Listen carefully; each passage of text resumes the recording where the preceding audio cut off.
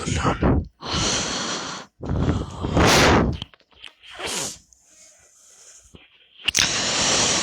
يا الله.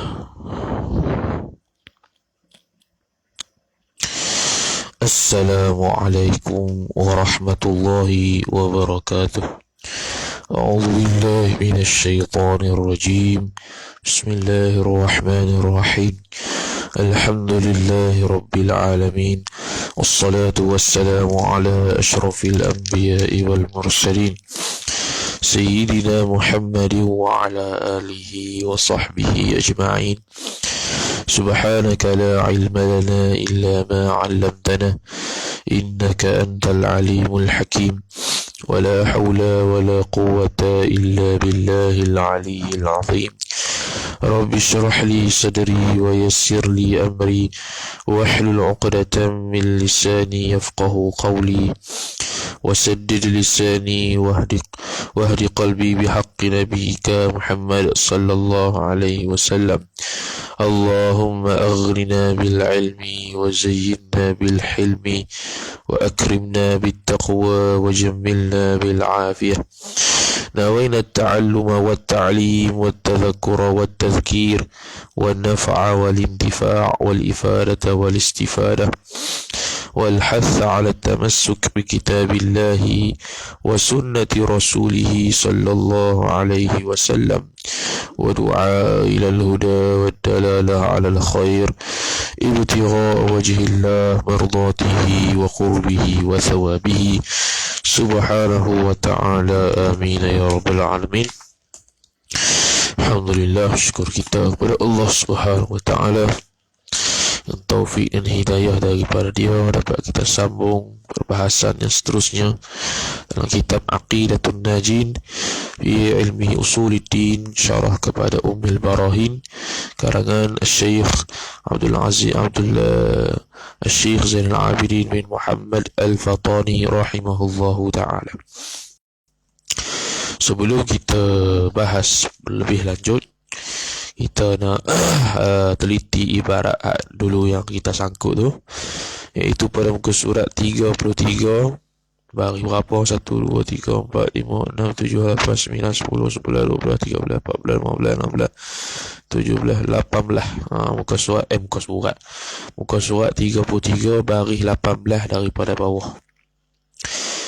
Baris 18 pada bawah yang kata kufur maka diitlaqkan barang tu. Kita ambil atas sikit maka telah tu. Qala Syekh Musannif rahimahullahu ta'ala wa nafa'ana Allah bi'ulumihi wa bi'ulumikum bi'ulumi masyayikhina fid darain amin ya rabbal alamin. Kata Tuan Minar rahimahullah, maka telah muafakat segala ulama Ahlus Sunnah wal Jamaah mengatakan Quran itu kalamullah yang qadim.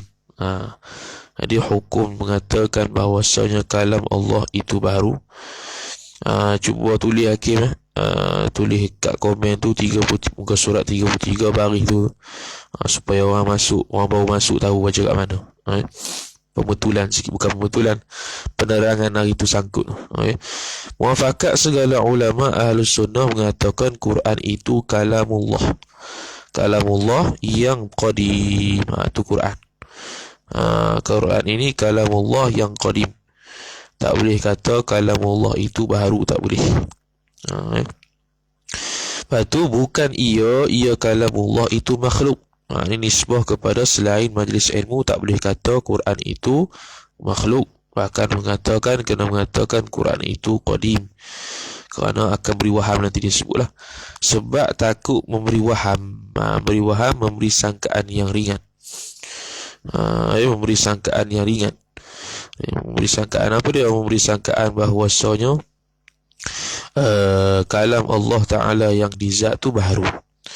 Kalau dikata, jikalau dikatakan Quran itu baharu, maka jadi kalamullah yang berdiri, yakni yang ada pada zat itu, pada zat Allah, baharu. Nuqtah.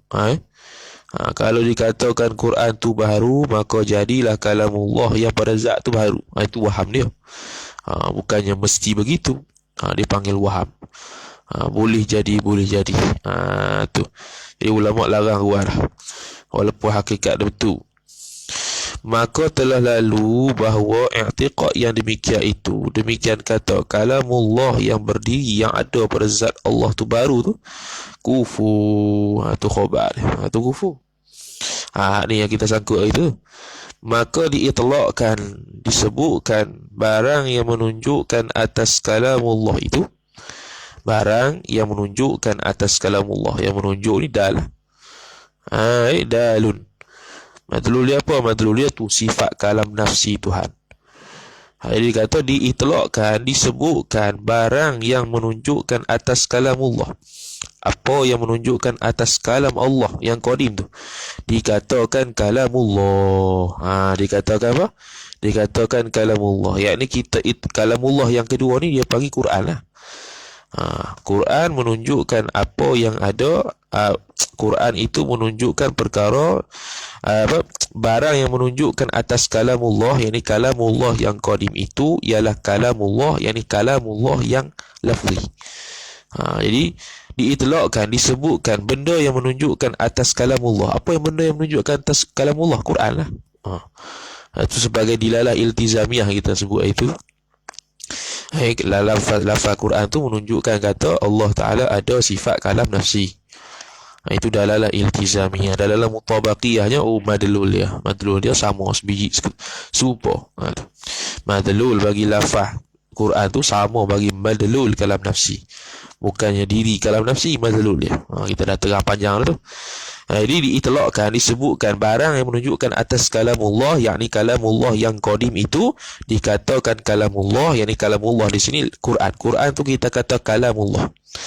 Sebab apa? Sebab takut waham seperti demikian itu, demikian kata kalamullah yang pada zat Tuhan tu baru. Gitu. Betul. Ada pening yang itu ibarat tu. Lepas tu pergi kepada muka surat 33, baris 1, 2, 3, 4, 5, 6, 7, 8, 9, 10, sebelah. Muka surat 33, baris sebelah daripada bawah tu. Maka yang masyhur. Tu pun sangkut lah itu.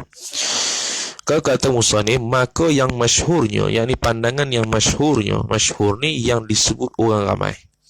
Kalamullah itu ialah makna. Makna ni tulis itu sifatun wujudiyatun. Makna itu bukan makna, makna tu sifatun wujudiyatun. Bacalah kitab Durus Samin semalam, baca bab kalam, dia tulis maknan qaimun bi nafsihi. Di hazah tu patutnya sifatun wujudiyatun qaimatun bi zati. Terus dia kata maknan qaimun bi nafsihi. Maknan tu sifatun wujudiyatun. Jadi kalamullah masyhurnya kita itlaq ke atas makna, yakni sifat ma'ani, iaitu sifat wujudi yang berdiri, yakni yang ada pada zat Allah. Lagi pula qadim. Qadim lah. Qadim tu sedialah. Masyhurnya bila sebut kalam, kena kepada tu sifat kalam yang nafsi. Dan Quran tu ataf kalamullah, yakni maka yang masyhurnya Quran itu lafaz yang baru. Nokta. Jadi bila sebut Quran itu kita kata lafaz yang baru. Masyhurnya begitu. Kalamullah rujuk kepada sifat qadim tu. Ni ghayahnya. Sebut tu yang masyhur. Walaupun kita kata masyhur begitu tu kenapa? Meskipun kata dan jika, yakni meskipun ghayah dia adalah keduanya, kalam dan Al-Quran itu dikatakan atas lafaz dan makna. Makna di sini bukan makna lafaz, bukan. Makna ni sifat tu lah. Tu pening itu. Sifat yang ma'ani tu, sifatun wujudiyatun tu. Walaupun jika adalah keduanya, kalam dan Quran itu, itlaq kalam dan Quran itu dikatakan juga atas lafaz, yakni atas lafaz tu, Quran tu, lafaz Quran tu kita panggil Quran, kita panggil kalam. Dan begitu juga sifatun zaidatun tu kita panggil juga, boleh dipanggil cuma tak masyhur. Boleh dipanggil kalamullah, boleh dipanggil Quran juga, kalam nafsi tu.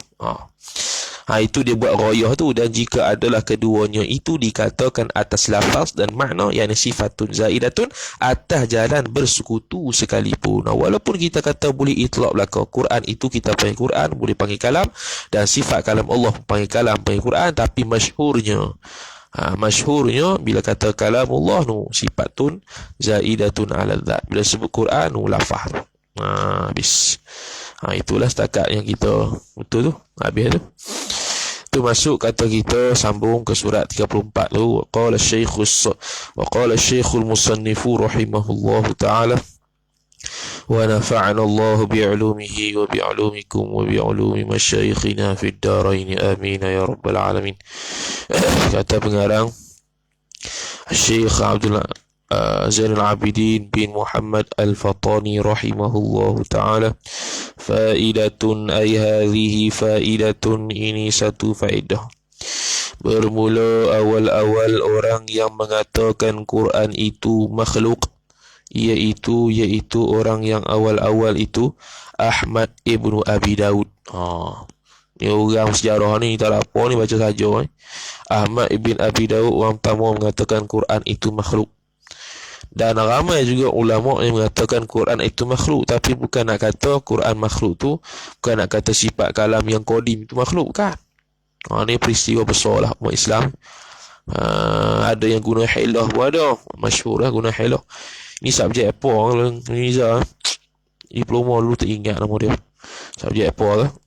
Pasal ni dia pasal 3 aliran. Subjek tu khusus bincang pasal aliran Maturidiyah, aliran Asy'ariyah, aliran Hanabilah. Subjek tu pun tak ada lah sekarang. Semua nak hazah belakang Niza ni. Ahmad bin Abi Daud. Jadi ada yang guna hilah. Quran itu makhluk tak? Quran ni makhluk. Quran ni makhluk. Baik. Apa Quran? Quran ni makhluk, dia tunjuk kat tangan. Tunjuk kat tangan, hilah dia apa? Tangan ni makhluk lah. Quran tu aku sebut ya. Bukan nak kata tu Quran. Bukan kata Quran tu makhluk sungguh. Yang kata ni Quran ni makhluk lah. Tunjuk kat tangan. Pandai juga tu. Dah kalau tak aku Quran makhluk, kena tibai. Politik ketika itu diresapi dengan aliran Mu'tazilah. Ada cerita berlaku saat ini. Maka dijatuhkan kepada Ma'mun, iaitu siapa Ma'mun? Khalifah negeri Baghdad. Dijatuhkan, yakni dibentangkan, dikatakan Quran itu makhluk kepada Ma'mun. Dicadangkan. Maka ia Ma'mun tadi, ataupun kita tu aid kepada Ahmad bin Abi Daud, mengelokkan perkataannya itu. Maka mengijtihad yakni mengijtihad Ma'mun tadi akan kata Ahmad ibn Abi Daud sebenar. Iaitu mengatakan Quran ini makhluk ni percakapan yang betul, ikut ijtihad ni. Betul dah ni, Quran ni makhluk sungguh. Maka mengikut Ma'mun, yakni mengikut oleh Ma'mun itu, maka lalu disuruh kepada segala negeri yang di bawah perintahnya Ma'mun, disuruh mengatakan dengan makhluk Quran nuktah. Disuruh tu mengaku dah Quran ni makhluk. Peristiwa besar umat Islam ni, zaman salah dah ni. Zaman salah, Quran ni makhluk. Cuba sebut Quran itu makhluk. Macam-macam. Quran itu makhluk. Ada yang cakap dengan jalan hakikat, ada yang tak mau kerana takut faham, ada yang kata buat hilah. 3 ni. Imam Bukhari ngaku Quran itu makhluk, ya. Sehingga dibenci. Dibenci sampai tak ada orang mengaji dengan Bukhari lepas pada tu. Tak ada orang dah mengaji dengan Bukhari, melainkan beberapa orang termasuk Imam Muslim saja mengaji dengan Imam Bukhari. Tu Imam Bukhari mengaku kata Quran itu makhluk. Dia cakap atas jalan hakikat. Tu Quran itu makhluk. Imam Ahmad tak bertahan. Imam Ahmad lah yang paling bertahan kali.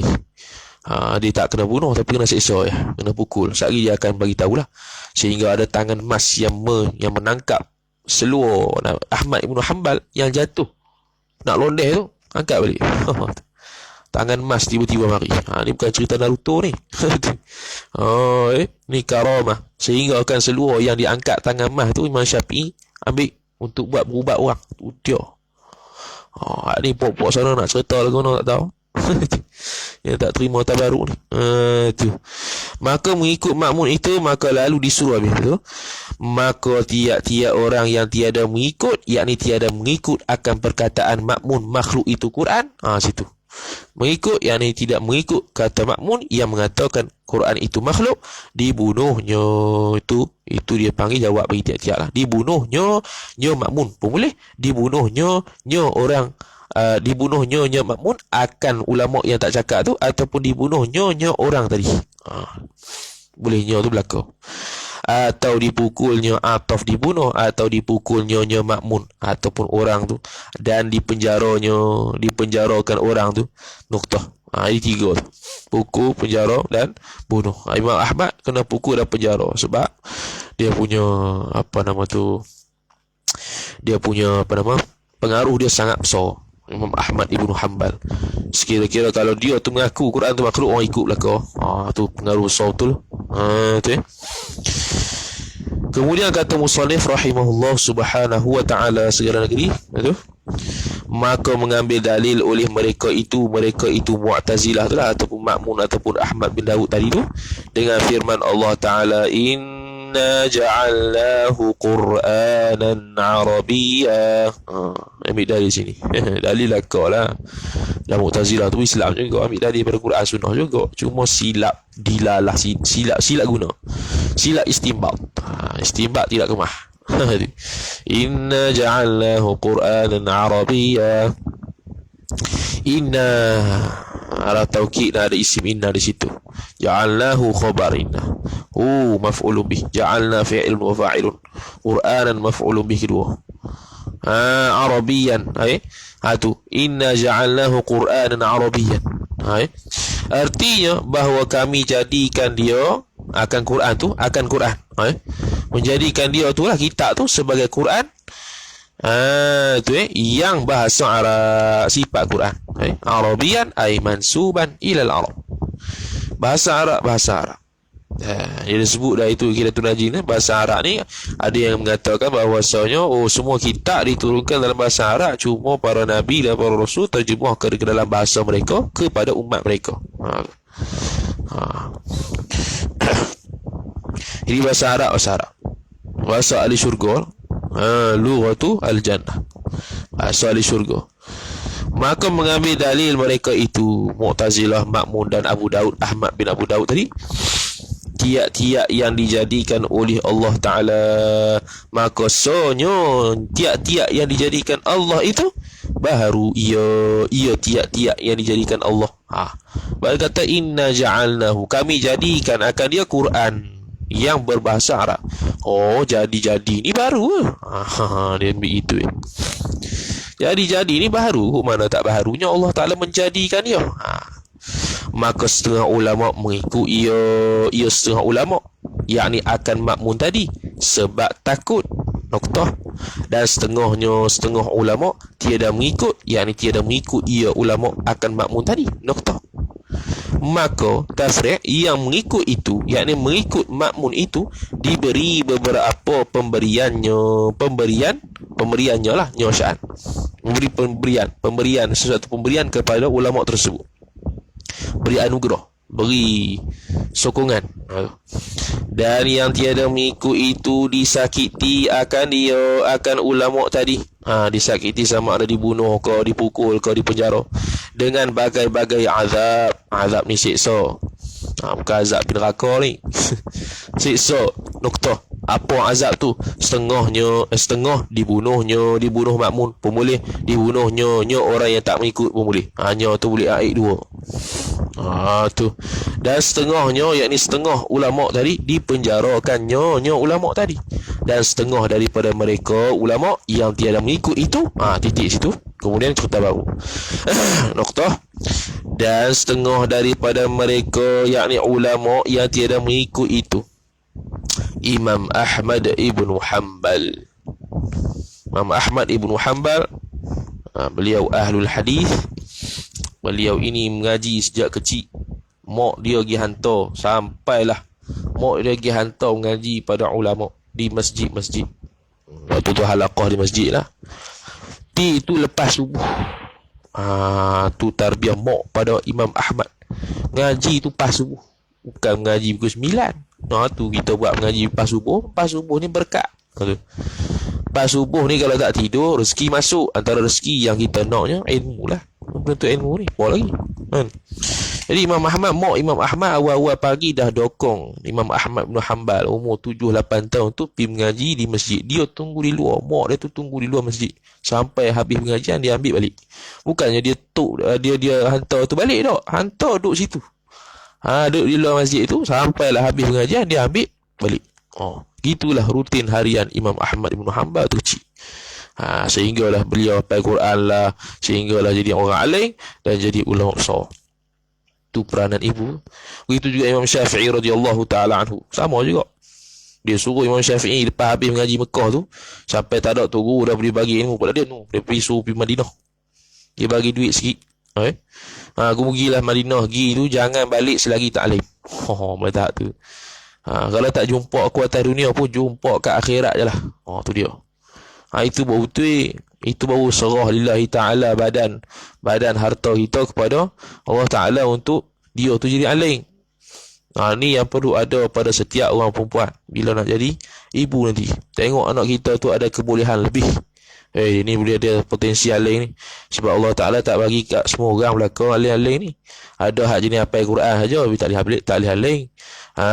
Ada hak jenis ngaji saja tak boleh alim. Sebab alim ni anugerah Allah Ta'ala.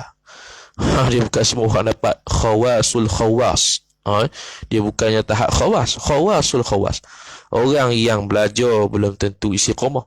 Orang yang istiqamah belajar belum tentu alim. Tapi orang alim tentu belajar dan tentu istiqamah. Orang yang belajar mengaji tapi tak istiqamah, itu boleh balik awal tu. Ngaji sekat-sekat dia panggil. Milih-milih. Aku nak mengaji bab nikah. Aku nak mengaji nahwu je lah. Aku nak mengaji ni lah, usul beka lah, mantik malah. Dia pilih. Jadi kalau ada pilih terhadap ilmu, maka ilmu nak pergi kat dia pun akan pilih nak pergi ke tak. Tak akan pergi lah.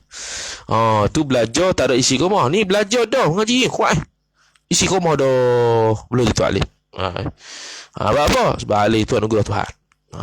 Tapi kalau alim, mesti dia tu sejarahnya dia belajar dan mesti isi komah. Tak isi komah tiba-tiba alim. Tak ada.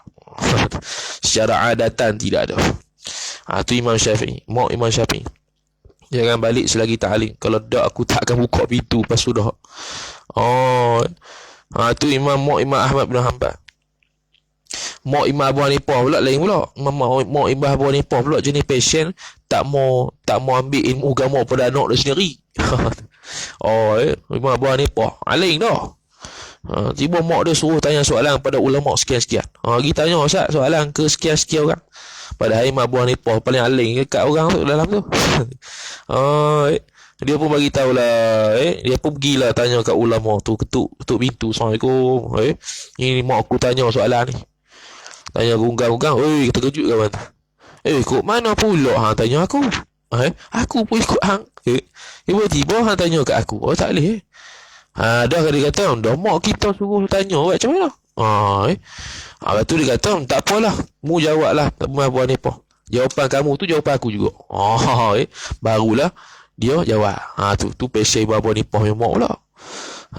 Jadi mak tu memberi peranan yang penting. Jadi nampak kalau anak kita ada potensi pergi jauh, jangan duk sekat lah. Duk telefon suruh balik lah, suruh kahwin lah. Itu merosakkan potensi dia untuk jadi alim. Balik rindu tak payah. Duk rindu apa? Anak lain duk ada lagi. Kita nak beranak ada anak ni supaya kita waqaf tu walali lillahi ta'ala. Wakafkan anak kita ni untuk Tuhan, untuk Allah Ta'ala, ke jalan agama Allah Ta'ala. Itu kalau ada kemampuan lah untuk jadi alim. Kalau tak ada kemampuan buat apa? Buat lagu mana? Tu.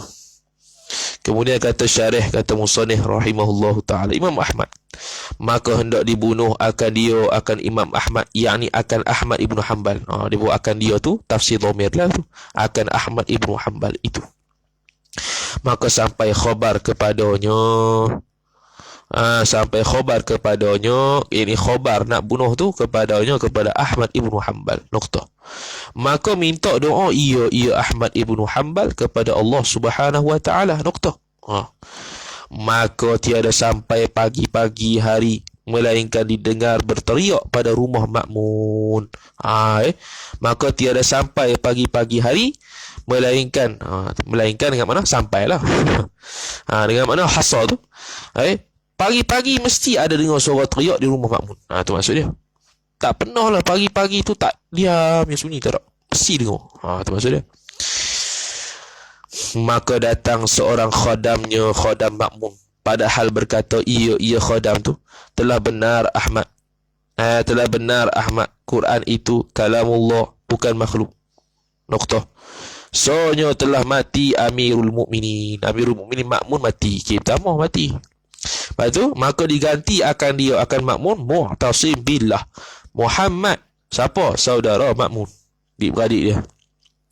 Maka dipesankan akan dia, akan Mu'tasim billah tu oleh makmun. Dipesan apa? Suruh mengatakan Quran itu makhluk. Maka diserukan akan Ahmad Ibn Hanbal lagi kepada munazarah. Cakap nak berbahas. Munazarah, nak bahas. Maka munazarah Ahmad Ibn Hanbal dengan Ahmad Ibn Abi Daud. Maka adalah Ahmad Ibn Abi Daud.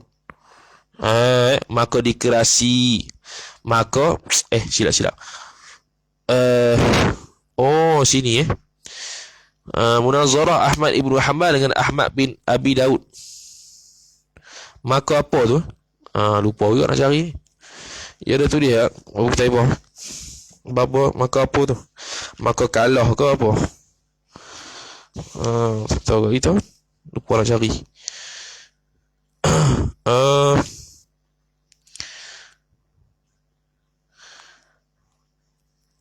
Nazara maka tak ada.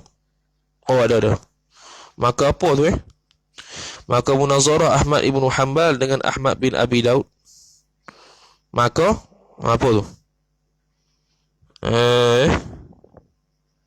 Maka kalah nampaknya tu. Kau apa baca tu? Allah. Apa dia Allah? Rasa macam kalah. Nanti cari lain. Dah cari pula kita. Lupa pula kat sini. Cari 3 ibarat yang muskil semalam tu. Lupa kat sini pula. Duk rasa macam kalah. Maka dikerasi, yakni dipaksa. Kerasi dipaksa. Suruh mengikut dengan keras akan berkata, suruh mengikut dengan keras. Ini dikerasi akan dikerasi sungguh. Dipaksa sungguh ni. Suruh ikut akan berkata Quran itu makhluk. Notah. Tu Maka tiada mengikut ia Ahmad Ibn Hanbal. Jaga tu, nyo. Kena betul. Maka disuruh pukul akan dia, akan Ahmad Ibn Hanbal. Dah tak ikut, kena pukul lah. Itu zaman apa? Zaman Mu'tasim billah, bukannya zaman makmun lagi. Maka dipukul kira-kira 15 kali. Sekali pukul 15 kali. Dia ada movie Ahmad bin Hanbal tu. Yang ada movie tu, orang duk share dalam Facebook. Kita pun tak ingat lah. Nak try tengok juga. Tapi tak tahu link tu pergi mana lah. Ada orang buat tu episod penuh. Orang Arab lah buat. Ada subtitle. Maka putus tali serwalnya Ahmad bin Hanbal. Seluar. Dia memang gitu, serwal. Sebab ambil perkataan Arab sarawil. Dalam fiqhu ahkamin nisa ada bahas perempuan ni boleh pakai seluar ke tidak? 4 jilid. Kita tu 4 jilid. Perempuan ni boleh pakai seluar ke tidak? Boleh untuk kesempurnaan menutup aurat. Dia kata boleh tu untuk kesempurnaan menutup aurat. Apa dia? Dia pakai seluar dalam, lepas tu luar kain. Tu seluar ni fungsi untuk perempuan untuk kesempurnaan menutup aurat. Sebab apa? Sebab takut terselok ada seluar. Macam ni lah pakai handsock ni. Dah baju panjang dah, tapi takut terselok ada handsock. Itulah.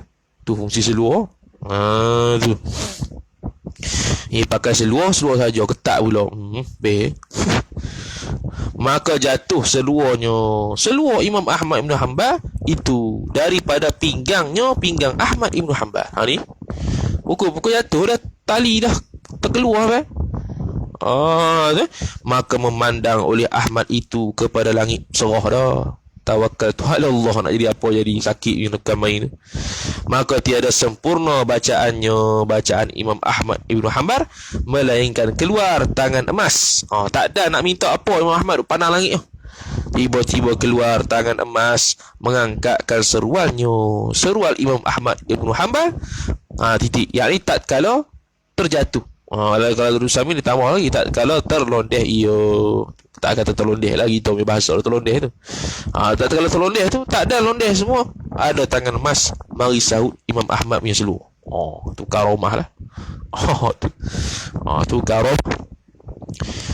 Di dalam mukadimah Rusami juga ada, dia Syekh pun ada cerita rasanya. Dia penggal kepala ulama tu. Dia penggal kepala ulama tu, gantung kepala ulama tu 3 hari 3 malam. 3 hari 3 malam ke barat, ke kanan, 3 hari 3 malam ke kiri. Ke kiri ke barat ke timur je tu. Dan setiap kali dia gantung tu baca ayat Quran. Tu dia. Potong kepala dah mati dah ayat Quran tiba-tiba. Itu orang panggil hidup lagi tu. Bila boleh berkata-kata ni biasanya hidup. Ni karamah lah, benda yang luar biasa. Potong kepala putih, kepala boleh baca Quran. Tu karamah dia. Maka tatkala melihat oleh manusia, tu mana tadi, akan yang demikian itu, demikian tangan emas sambut seluar dia tu. Tu demikian itu. Maka mencita-citalah, berazamlah oleh mereka itu. Berazamlah, bukannya orang bernama azab. Berazamlah, cita-citalah oleh mereka itu manusia akan bahawa hendak membunuh akan Mu'tasim. Tu dia. Kau dah tahu dah, tengok karomah dia tu. Ini maknanya Imam Ahmad betul. Dia pun cita-cita nak bunuh, pakat bunuh pemerintah yang namanya Mu'tasim billah Muhammad.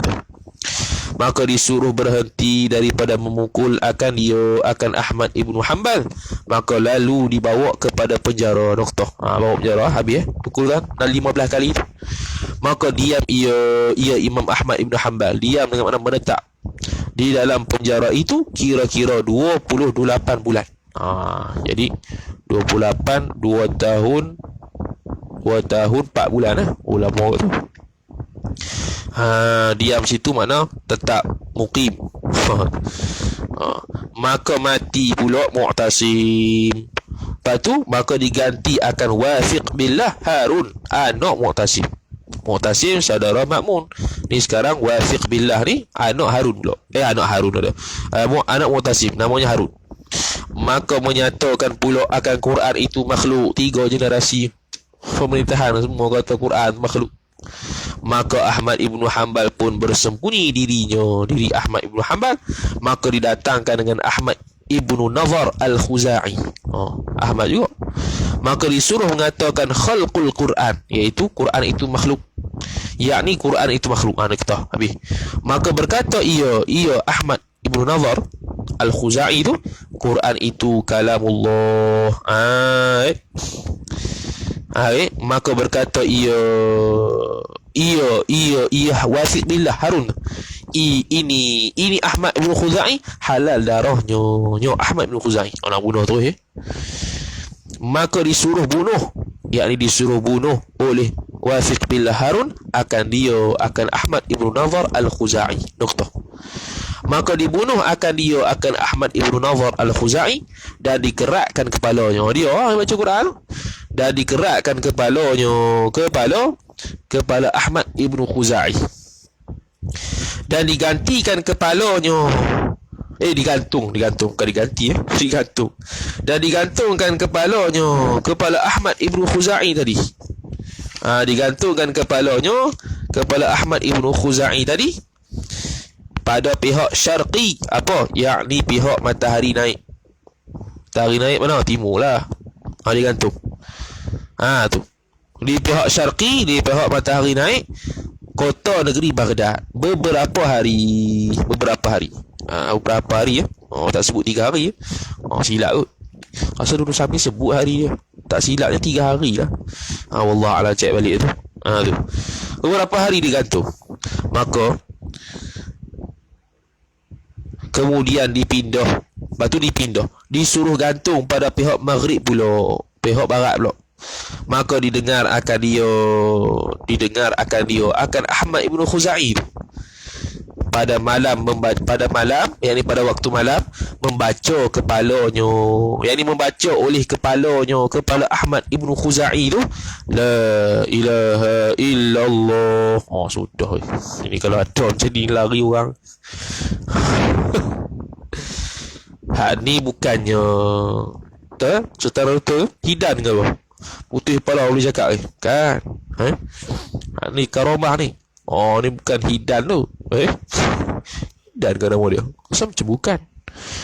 Ada seorang hipor nama dia, ingat dah. Ni sebut la ilaha illallah.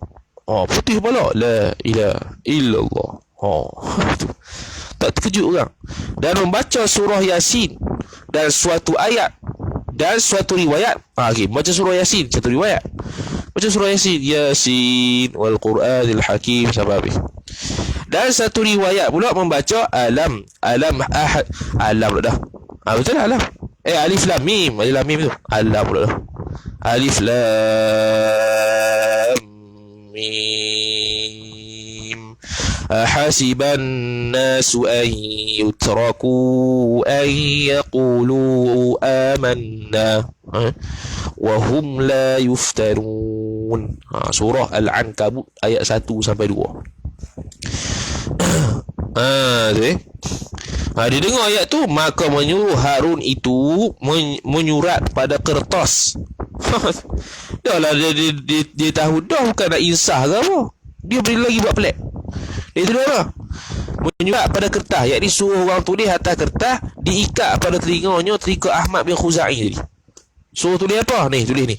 Bismillahirrahmanirrahim. Hadza ra'su Ahmad ibn Nadhr al-Khuzai da'ahu Abdullah al-Imam Harun al-Wathiq billahi amirul mu'minina ila al-qawli bi khalqil Qur'an wa nafi at-tashbih fa aba illa al-mu'anadata fa'ajjalahu Allah ila narihi.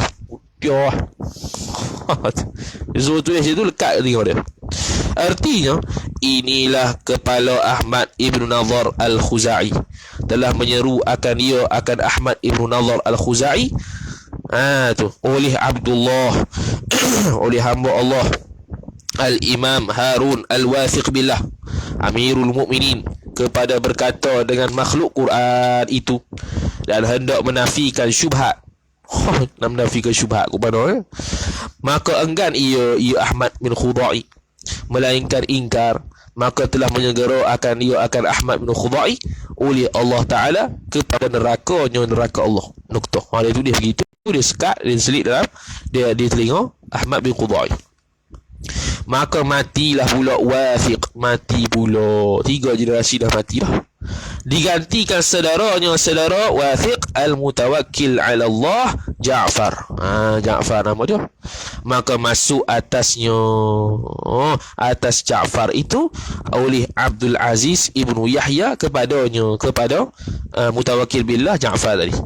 Maka berkata ia Abdul Aziz ibnu Yahya, maka adalah yang terlebih ajaib lah daripada pekerjaan Wathiq itu membunuh Ahmad Ibn Nadhr al-Khuzai. Pakat terkejut belaka. Itu kerja yang paling gila pernah dibuat oleh Wathiq.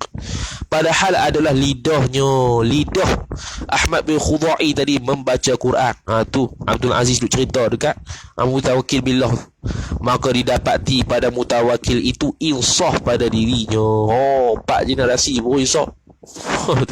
Insaf terus insaf. Insaf ni asalnya insaf ni ialah asalnya bila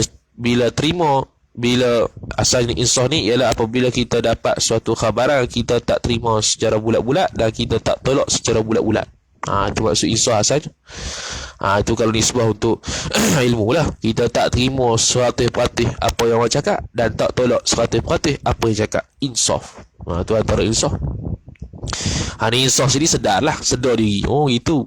Dan mencela ia al-Mutawakkil billah Ja'far itu akan perbuatan saudara Ja'far, iaitu Wathiq tadi. Maka habis. Maka disuruh kepada segala negeri dengan berkata, perintah dengan berkata Quran itu bukan makhluk, dan disuruh hadir akan Ahmad Ibn Hanbal. Maka berkata ia Ja'far telah menerangkan dunia dengan laki-laki ini. Siapa? Ahmad Ibn Hanbal. Tu dia. Ahmad Ibn Hanbal bila meninggal, bila wafat, jutaan manusia mari sembahyang jenazah. Jutaan. Bukan ribuan, jutaan terus. Tu sampai penuh. Di negeri itu orang mari datang ziarah Imam Ahmad bin Hanbal. Tak ada satu ruang sikit pun yang boleh orang jalan. Nak katanya penuh betul ketika tu, ketika Imam Ahmad meninggal, nak sembahyang jenazah dia. Penuh. Maka diberi persalinan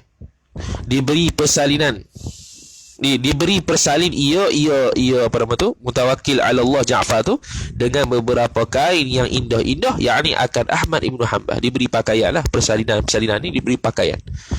Diberi pakaian yang indah-indah. Ya, pakaian ulama zaman tu dia punya lengan tu besar, jatuh ke bawah macam baju kufur lah, senang cerita. Baju kufur tu hari tu lah, baju jubah ulama tu. Dia punya tangan tu besar-besar, lengan tu besar-besar, supaya boleh letak kitab dalam tu. Tak kitab kau tak apa-apa yang boleh simpan dalam tu. Dan diberi satu jariah, satu hamba. Dihadiahkan satu hamba. Maka tiada diterima nyo Ahmad. Tu dia punya tak mau kerajaan. Ni bukan nak suruh kata jangan jadi ulama kerajaan pula. Kalau Imam Fakhruddin Ar-Razi dituduh imam ulama kerajaan. Sebab apa? Sebab tak ada orang boleh patahkan hujah Imam Fakhruddin Ar-Razi bila berdebat. Kalau saja orang sakit hati mutakallim asy'ari. Jadi orang sakit hati, tak nak mematahkan hujah dia. Dia bagi dalil tu habis, selesai. Dan menangis ia Ahmad Ibn Hanbal. Ini menangis kegembiraan ni, bukan menangis seronok apa, bukan. Menangis kegembiraan sebab dah lepas. Dah lepas daripada sezaan tu, mengatakan Quran tu makhluk. Dan berkata ia Ahmad Ibn Hanbal, sejahtera aku, selamat aku daripada mereka itu kerajaan tu lah. Daripada mereka itu start daripada Ma'mun, lepas tu siapa dia? Harun, Ma'mun, lepas tu Wasik tadi. Wasik billah Harun. Mu'tasim dulu. Mu'tasim. Kemudian namanya Ma'mun, lepas tu Mu'tasim, lepas tu Harun, lepas tu baru zaman Ja'far baru lebih bebas. Sejahtera aku daripada mereka itu pada sekalian umurku, seumur hidup, hingga hampir umurku, dibalak dengan mereka itu. Sejahtera aku ni, selamat, santai je hidup aku ni seumur hidup. Tiba-tiba mari puak-puak ni jadi bala pula. 2 tahun 4 bulan aku di penjara. Dan dengan ditanya mereka itu, dan dengan dunia mereka itu pemerintahan 4 orang tadi. Kemudian ditinggalkan kain persalinan itu dan dikembalikan Ahmad Ibn Hanbal akan Ja'far tadi, yakni akan persalinan tadi. Nukta. Tu. Habis. Kata Bishr Al-Hafi, tiada seorang yang terlebih kuat atas berkata umpama kata Ahmad. Tak ada orang buat gitu. Di dalam percubaan, yakni dalam ujian, ketika disuruh berkata dengan makhluk Quran itu. Dia yang paling besar diuji ni, sehingga nak kata Quran itu bukan makhluk di depan orang yang mengatakan Quran itu makhluk. Maka adalah pada ketika Ahmad Ibn Hanbal berkata Quran itu bukan makhluk, diberi maqam anbiya bagi Ahmad Ibn Hanbal, yakni diberi anugerah macam nabi-nabi, bukan nabi sungguh. Ini kalau orang cerita Jawi seorang-seorang ni, tengok orang kita Jawi ni, ada kata Imam Ahmad itu nabi, bukan nabi cik oi. Diberi maqam nabi, diberi anugerah berada di maqam nabi, bukannya maqam nabi hakiki. Bukannya diberikan kenabian itu baginya, kan? Kedudukan para anbiya mana apa tinggi kedudukan Ahmad Ibn Hanbal apabila dia sanggup pertahankan Quran itu bukan makhluk. Dengan kerana Dengan kerana inilah. Kalau bahasa sekarang tak kata dengan kerana inilah, dari kerana inilah. Tak apalah bahasa dia. Ni bukannya nak buat tesis ni. Dengan kerana inilah, dengan sebab inilah. Dengan sebab apa? Dengan sebab kata Ahmad ni mempertahankan kata Quran itu makhluk. Menyuruh Imam Syafi'i kepada Baghdad hendak minta baju yang ia Ahmad Ibn Hanbal pakai tak kala dipukul akan Ahmad Ibn Hanbal yang jatuh seluar lah. Ni nak sampai tangan emas, sambut tangan emas bermana tau. Bagi sambut Imam Syafi'i dapat tahu dia nak baju tu. Sedangkan Imam Syafi'i guru dia. Tu. Menyuruh Imam Syafi'i, takdir menyuruh Imam Syafi'i akan seseorang mengutus seorang pergi ke Baghdad. Maka dikirimnya Imam Syafi'i bukan. Maka dikirimnya Imam Ahmad Ibn Hanbal bukan. Betul lah. Maka dikirimnya Ahmad Ibn Hanbal akan baju tadi. Baju pakaian sekali lah kepada Imam Syafi'i radhiyallahu taala anhu. Maka mengambillah oleh Syafi'i itu akan baju itu dan dibasuhnya Imam Syafi'i dan diminum Imam Syafi'i akan air basuhan baju tu. Tu dia. Nak ceritanya mana pok-pok tu. Tak payah dengar juga depa ni cerita bab ni. Imam Syafi'i sampai minum air. Dia panggil barakah ni. Tu. Ini baru imam baru para ulama zaman Nabi lagi teruk lah. Ambil tabaruk. Tabaruk dengan peluh lah, tabaruk dengan darah tu khawas lah. Kita kalau nak tabaruk tak boleh tabaruk dengan darah dah, najis. Tu najis tak boleh. Tahi para anbiya suci. Dalam kitab Bijirmi tu. Tahi para anbiya suci. Ini buat terkejut lah. Tahi para anbiya suci. Semua tahi adalah najis kecuali anbiya.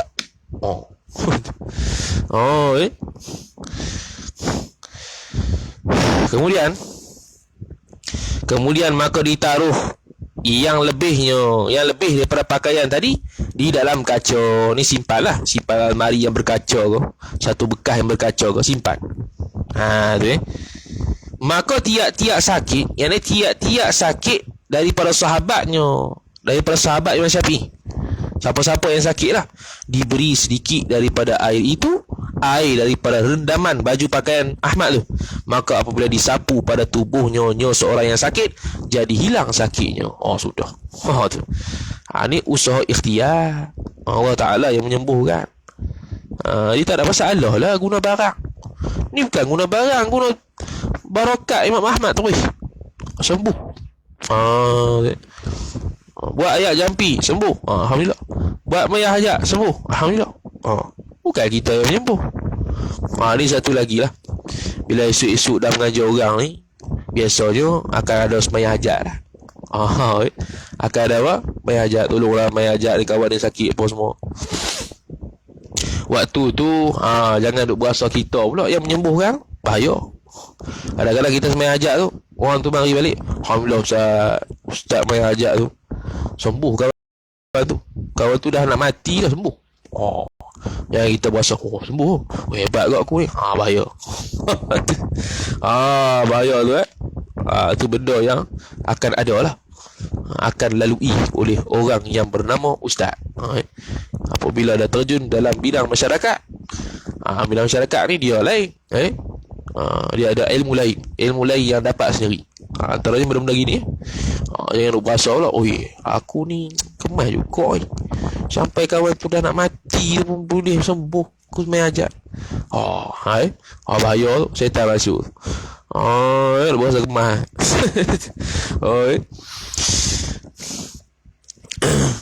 Ya, berubat ni jangan tawarkan diri. Dia nak bagi mujarab ni jangan tawarkan diri. Mari aku nak berubat. Waktu kita tawar diri tu, maknanya hati kita ketika itu berbolak balik. Bukan lillahi ta'ala, sungguh nak tunjuk hebat kita. Bahaya. Kata guru kita, jangan kata Ustaz bin Taha hafizahullah ta'ala, bila nak berubat orang jangan kita tawar diri, biar dia panggil kita. Hatta jangan tawar diri itu kepada anak sendiri sekalipun. Biar isteri yang minta kita bubat, baru kita bubat. Tu pun kalau reti lah. Kalau tak reti buat macam mana? Tu supaya hati kita tu tidak ada perasaan-perasaan lain selain daripada ikhlas lillahi ta'ala nak buat orang. Tidak ada perasaan hebat, tidak ada perasaan aku lebih semua. Tentang aku reti ayat-ayat sekian-sekian. Tu. Kata qala ba'dul ulama, dilihat oleh seseorang. Siapa yang seorang ni? Ini seorang di dalam tidurnya, tidur seorang akan Ahmad ibnu Hanbal. Makna mimpi. Ini kata qila, dilihat oleh seorang, ini seorang yang bermimpi di dalam tidurnya seorang akan Ahmad ibnu Hanbal. Dia tengok dia lihat mimpi. Dia jumpa. Maka berkata ia seorang yang mimpi tadi, apa diperbuat bagimu Ahmad? Sekarang ni dia jadi apa ni? Dah meninggal ni. Maka kata nyonya Ahmad, diampun bagiku, bagi Ahmad ibnu Hanbal. Kemudian berkata ia bagiku. Kemudian berkata ia Ahmad ibnu Hanbal bagiku. Bukan ni. Kemudian yang selepas dia kata begitu, berkata ia, dia nak kata gini, dia nak cerita kata Allah Taala sebut pada dia begini. Kemudian berkata ia Ahmad kemudian berkata ia Ahmad ibnu Hanbal bagiku, bagi aku, bagi seseorang tu, yakni penerusan, yakni sambungan cerita. Sambungan cerita, bukan setakat kata Allah Ta'ala diampunkan bagi aku, ya tak? Dia cerita lagi. Apa? Dia kata, hei Ahmad, ada orang cakap. Bukan ada orang ni, Allah Ta'ala ni. Cuma ayat dhamir tu kena jagalah. Berkata ia Ahmad bagiku, bagi seorang laki-laki, yakni dari sudut penerusan cerita. Dia kata lagi, hei Ahmad, ada yang berkata, hei Ahmad, dipukul akan dikau kerana ku tu Allah cakap kan dia cerita. Kata Ahmad, bahkan betul ni semua takdir daripada Allah Ta'ala, takdir daripada kamu belakang ni. Bukannya kerana Mu'tasim tu sendiri ke apa, bukan. Memang hakikatnya takdir Tuhan. Betul. Maka firman Allah Ta'ala, ini mukaku ai. Bukan muka-muka ni. Mukaku, muka Tuhan. Muka sungguh, bukan muka. Ini terjemahan pada wajhullah ni. Ini melihat zat Allah. Muka tu bukan kata muka sungguh ni. Dia panggil terjemah, bukan terjemah atas jalan hakikat sebenar maksud begitu. Kalau kita sebut tangan ke muka ke, bukan nak kata muka, bukan nak kata tangan, hakikat dia bukan. Dan seeloknya tidak terjemah lah. Seeloknya tidak terjemah lah. Sebab ada ulama yang terjemah dalam kitab Ta'liq Syekh Ibn Hajar pula. Syekh Qadir Mandiri tu dia kata ada orang Parsi ke orang apa tu yang terjemah ke bahasa dia dalam bab ayat mutasyabihat ni. Cuma bukan maksud dia begitu. Mungkin kerana itulah ulama Jawi pun ikut juga. Dia kata gitu dalam Ta'liq dia. Ta'liq dalam mana tu? Anak kunci syurga ke apa nama tu? Apa seorang lagi? Sekalian mukalah tu dia. Takut tukar. Apa dah? Apa yang sekalian mukalah? Kalau persediaan sekalian mukalah tu bola lubut apa?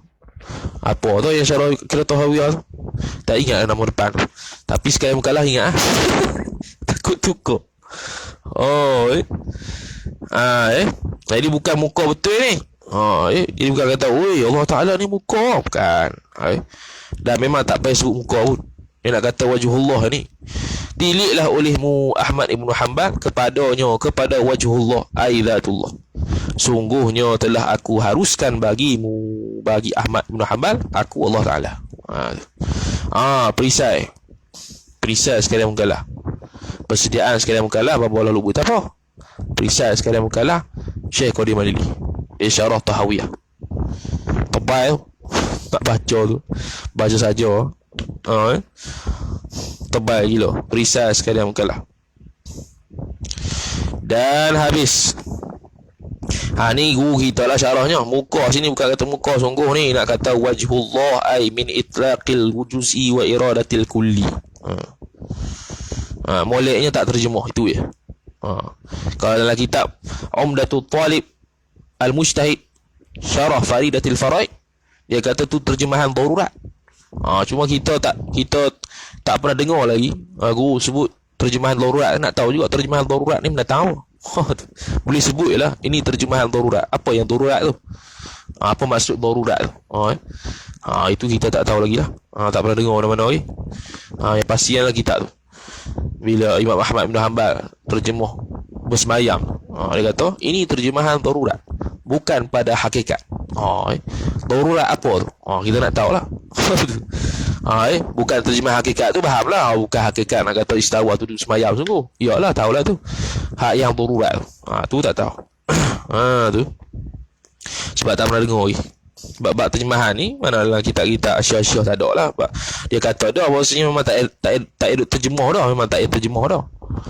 Sebab apa akan beri wahang kata makhluk dah tu. Cuma amiru kama ja'at. Lalukan saja. Bila sebut wajhun lah. Bila sebut yadun. Macam tu Misbah Munir, dia mungkin dah mutaakhirin, dia bagus lah. Dia kata yad saja, dia tak kata tangan, dia kata yad. Tu kemas tu. Yadullah fawqa aydihim, yad Allah atas tangan mereka itu. Dia tak terjemah yad. Dan yad ini apa? Yad ini menurut salah surah makna pada Allah. Yad itu menurut qalah dia takwil. Itu betul. Itu lebih mustaqim, ibarat yang lebih mustaqim, lebih gagah, yakni bebas daripada kritikan lah. Itu dia tak terjemah. Itulah yang kita nak tu.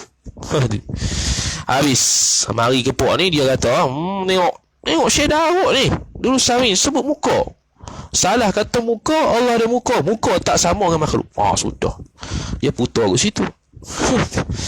Dan demikian lagi melihat oleh Syafi'i akan Nabi SAW pada tidur Imam Syafi'i, mimpi Nabi pula tu. Maka bersabda ia Nabi SAW, kirim surat olehmu Syafi'i kepada Abi Abdillah, yakni Ahmad ibn Hanbal, maka sampaikan salamku kepada Ahmad ibn Hanbal. Dia cerita. Dan kata olehmu lagi, yakni olehmu Syafi'i, akan dicuba, yakni akan diberikan ujian dan diseru kepada berkata dengan makhluk Quran itu. Makna sebelum berlaku ni, sebelum berlaku peristiwa ni, dia suruh Imam Syafi'i hantar surat kata akan berlaku ujian atas Imam Ahmad bin Hanbal ni terhadap perkataan Quran itu makhluk ataupun tidak. Maka jangan ia Ahmad ibn Hanbal perkenankan akan perkataan makhluk itu Quran. Quran itu makhluk. Maka sangat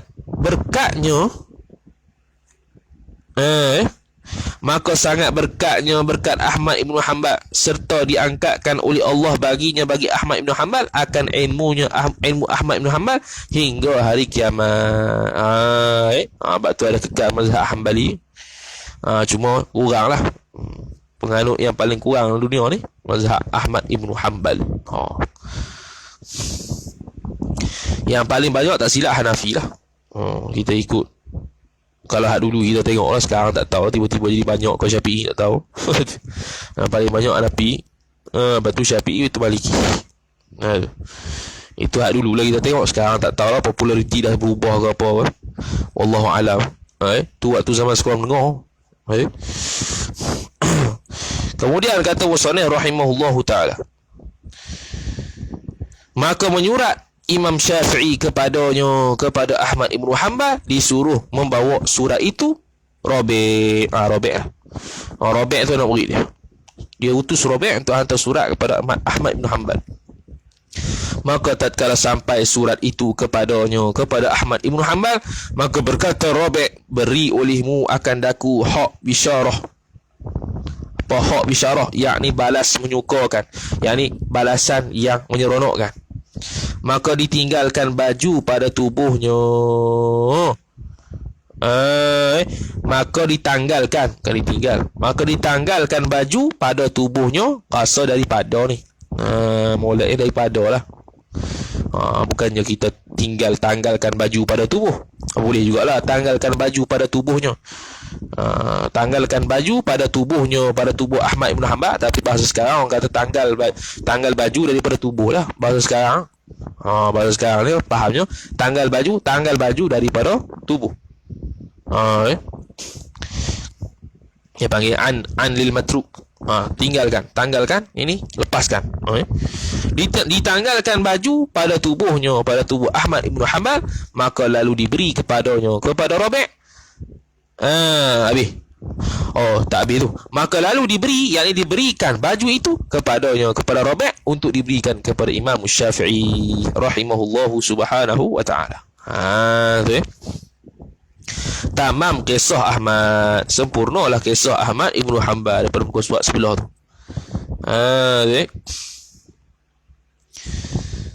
Habis cerita Ahmad Ibn Hanbal. Cerita pun sejam dah. Kemudian, dan telah lalu sebutnya yang 7 sifat itu. Yang 7 sifat tu fa'il yang disebut. Telah lalu sebutnya.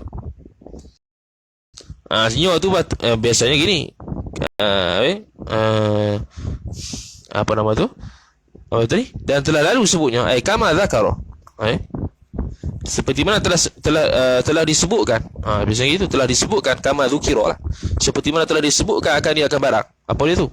Iaitu yang 7 sifat.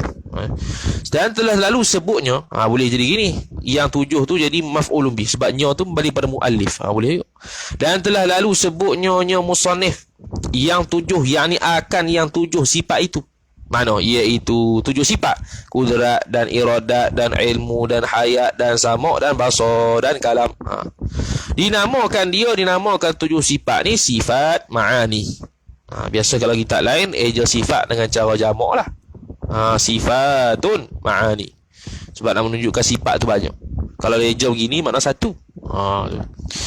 Maka tarikh sifat ma'ani itu, maka bermula tarikh sifat ma'ani itu, kullu sifatin mawjudatin qaimatin bimawjudatin aujabat lahu hukman.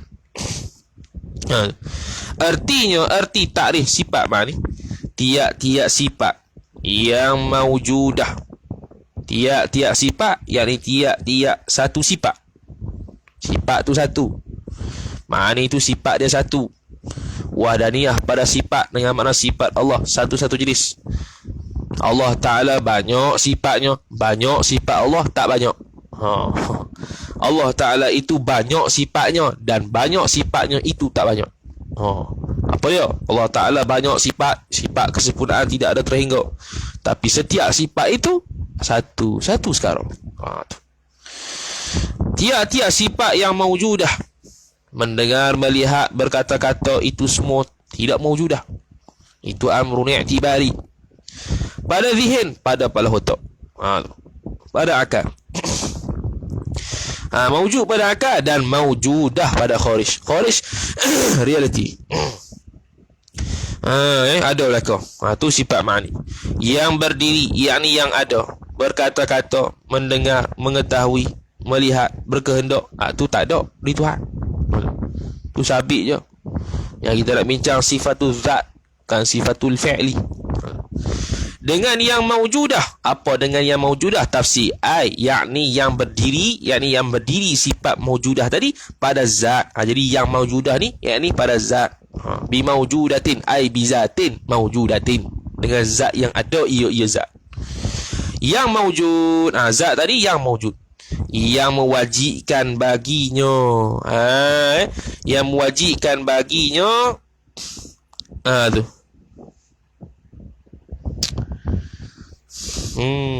Yang mewajibkan baginya, bagi zat tadi, hukum. Tak kena tu. Baginya bagi apa? Semua tu muannaf belaka. Kullu sifatin. Kullu sifatin mawjudatin qaimatin. Kullu lah. Kalau kullu ba'din ni dia boleh aid dhamir kepada mudhafun ilaih. Tapi ni mungkin aid dhamir kepada kullu, duk harap ke kullu lah aid dhamir, semua muannaf belaka. Aujabat lahu. Aujabat lahu hukman, lahu nak rujuk mana? sifatin muannah, maujudatin muannah, qaimatin muannah, maujudatin muannah balik. Kullu harapannya. Yang mewajibkan baginya bagi setiap sifat itu hukum. Hukum di sini saya dia akan terang, iaitu bila bersifat ma'ni akan ada hukum. Apa dia? Ma'nawiyah. Tu mana sabit sifat ma'ni ada ma'nawiyah dia. Bukan ma'nawiyah ijma' ulama tu. Yang kita bahas dulu tu. Amr iktibari kahar. Tu.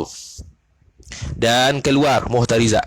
Ni takrif Ini nak keluarkan lah apa yang takrif nak masuk. Dan keluar dengan kata maujudah itu. Satu lagi.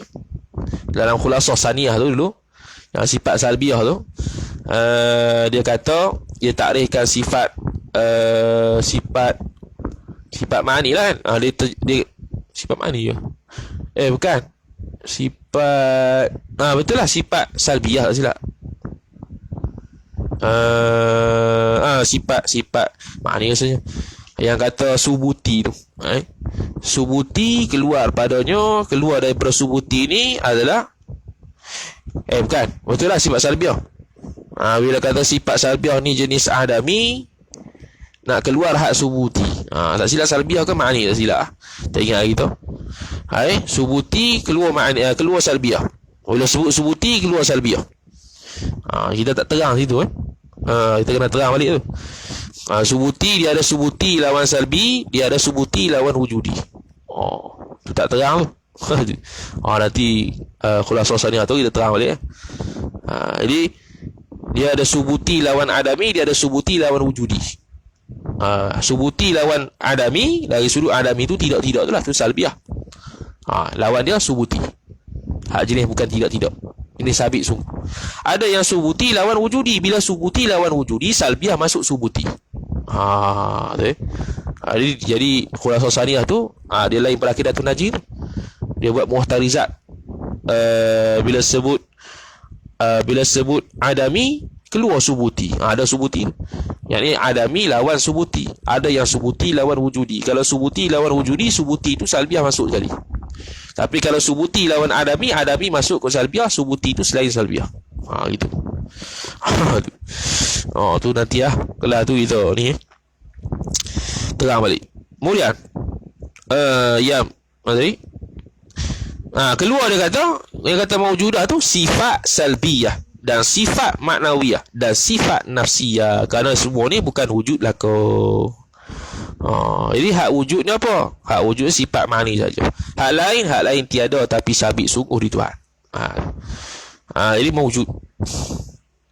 Kalau hal ma'nawiyah, sabitun fil kharij. Kalau atas dasar amr i'tibari, sabitun fil zihni. Sabitun fil kharij min muta'allaqatil qudrah. Walaupun dia sabit pada kharij, dia sebahagian daripada muta'allaq qudrat juga. Sama macam wujud. Tu hal.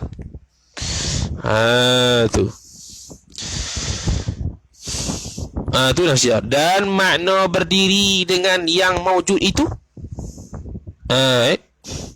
dan makna berdiri dengan yang maujud, makna berdiri dengan yang maujud. Yang tadi dia kata tu, pada kharij yang berdiri dengan yang maujudah. Di sini makna berdiri dengan yang maujud itu ialah apa? Makna dia tu bersifat nyo tu mana? Yakni yang maujud dengan dia. Dengan apa? Arti dengan segala sifat yang tujuh itu. Jaga-jaga. Maujud itu bersifat nyo tu mana? Yakni yang maujud. Yang maujud tu apa dia? Zat. Yakni bersifatnya zat dengan dia, dengan apa? Artinya dengan segala sifat yang tujuh itu.